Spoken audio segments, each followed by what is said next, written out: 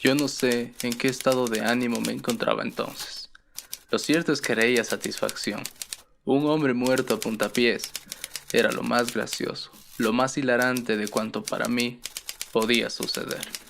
Pablo Palacio. Bienvenidos a Las Palabras y las Cosas.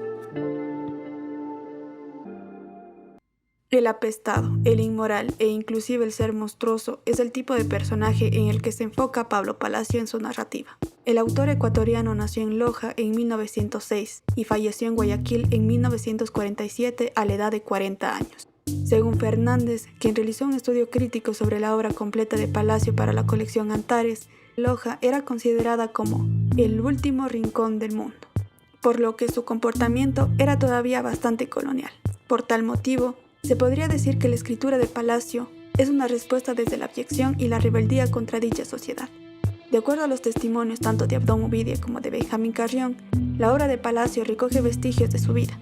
Eso no se debe exclusivamente al conflicto que causa en él el espacio, sino también a las preocupaciones que tienen el resto de su obra, como la ausencia de la madre, el peso de la realidad y la locura.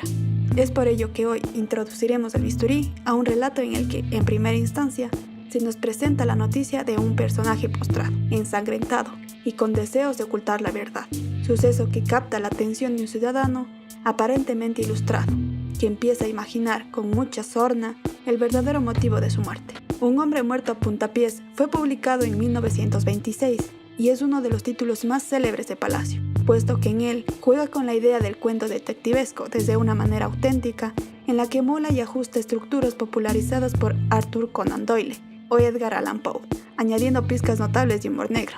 Sin más preámbulos, comencemos esta operación e insertemos el bisturí en un hombre muerto a puntapiés. Empecemos por abrir su cabeza, que encontramos un narrador en primera persona, aparentemente desocupado, que, a través de los diarios, como haría el detective Auguste Dupin en El misterio de Marie Roget, sigue el desarrollo de una noticia que atrae su interés investigativo. Cuando nuestro narrador lee el titular Un hombre muerto a puntapiés, se suscita en este una sensación de hilaridad extravagante. En primera instancia, podríamos inferir que se trata de alguien perverso debido a su reacción de regocijo frente a un acto tan brutal. No obstante, su reacción, como la naturaleza de la noticia, dan cuenta de una normalización de la violencia en el espacio, o más bien, lo aceptado por la época. Recordemos que Palacio escribe esto en un periodo de agitación social para Ecuador. Tampoco olvidemos que el narrador carece de nombre, por lo que podría ser cualquiera, pues solamente sabemos que es un hombre, pero desconocemos sus características físicas, mas no las mentales. Prosigamos. Llegamos hasta el pecho y extraemos el corazón de la obra. Octavio Ramírez, personaje que representa el objeto de estudio para nuestro atento narrador. Todo lo que sabemos de Ramírez es que fue herido a puntapiés, que fue hallado en mal estado y que murió en la comisaría. Posteriormente, alguien declararía que el difunto era vicioso. Debemos tener en cuenta que este adjetivo era una forma de referirse a un homosexual de manera despectiva. Algo a notar es que no solo se utiliza la palabra vicioso para insinuar la homosexualidad de Ramírez, la cual supuestamente surgió tras una depravación, sino que también se lo identifica como un ser vulgar, desviado o pícaro. La historia del hombre muerto a puntapiés se deberá a una elucubración de nuestro detective anónimo. Tales supuestos están plagados de los prejuicios que eran comunes en la época. El más notorio, representar a un homosexual como un violador potencial. Inclusive, el narrador sugiere que un asesino se deja conducir por su instinto de brutalidad, mientras que el hombre que gusta de otro hombre ha sufrido una desviación en su instinto. Es decir, para el narrador, asesinar es más natural que gustar de alguien del mismo sexo. Ahora bien, ciñámonos a la máxima detectivesca de Poe y miremos al cuerpo a una distancia prudente en su totalidad. En efecto, estamos frente a un texto que se antoja detectivesco, pero que si se antoja es precisamente porque el detective cumple la función de corroborar sus sospechas, mientras que el narrador que nos ocupa se dedica exclusivamente a especular.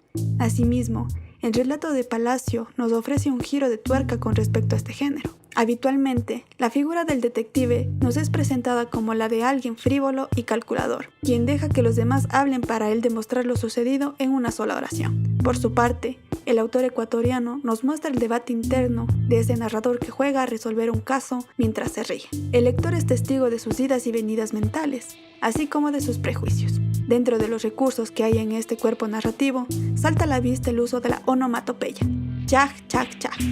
Su presencia nos indica el goce del narrador al imaginar los sonidos de la violencia. No obstante, esto no se da únicamente en la literatura de Palacio, sino también por un grupo de autores ecuatorianos denominados como la generación del 30. Sin embargo, la gran diferencia entre la generación del 30 y Palacio es el uso del lenguaje. Es decir, los primeros buscaban representar el dialecto y Palacio estaba centrado en el ser y la ciudad. Un hombre muerto a puntapiés vendría a ser una representación sobre cómo el imaginario colectivo interpreta al homosexual. Alguien antinatural y degradado, privado de derechos y casi merecedor de esta muerte tan insólita como hilarante. Además, en este relato la muerte no es conmovedora, más bien raya en lo risible.